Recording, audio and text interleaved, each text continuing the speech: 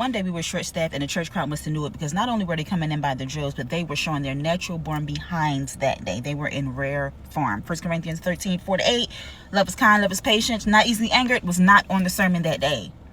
So this party of two comes in, husband and wife, they get to their table. They're not sitting down for more than 3 or 4 minutes before they're asking for a manager to come over.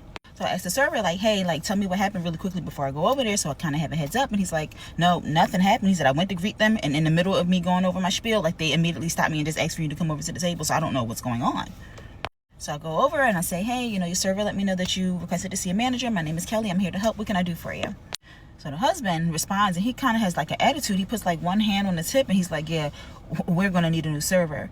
And so I'm like, okay, well, can I ask why? Like, did something happen? Was it an issue with the wait time when they came to greet you? Was it an issue with professionalism? Like, can you, elaborate a little bit for me, please?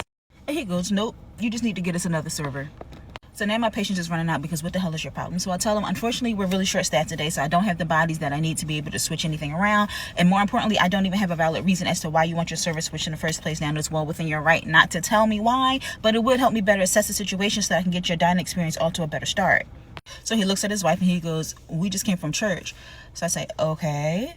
And he goes, yeah, it just wouldn't be wise for us to be served by somebody who's leading such a flamboyant lifestyle. So I say, excuse me, like, what does that mean? And so the wife says, yeah, we just can't associate ourselves with someone who lives that way. So I say, I'm confused. Like, you know Sammy outside of here? And he goes, no, we don't know that cat. And so I'm like, okay, well, I'm just confused as to why we're assuming to know what someone's lifestyle is like and why you think that's going to have a negative impact on your service or your food.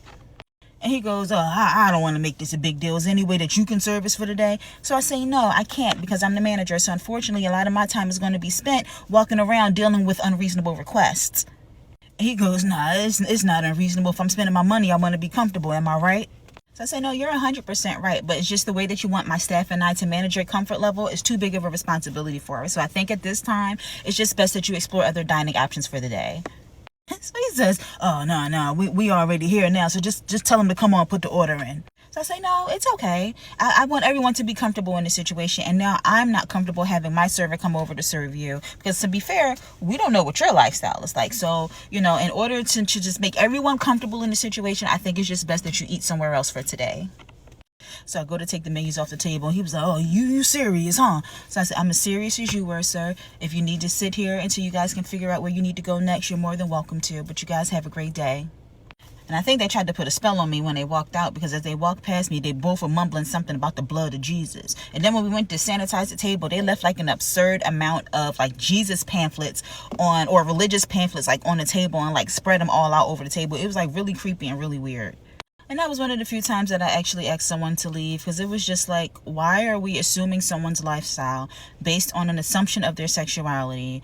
And whether you knew it to be correct, true, or whatever, what the does that have to do with spaghetti and meatballs?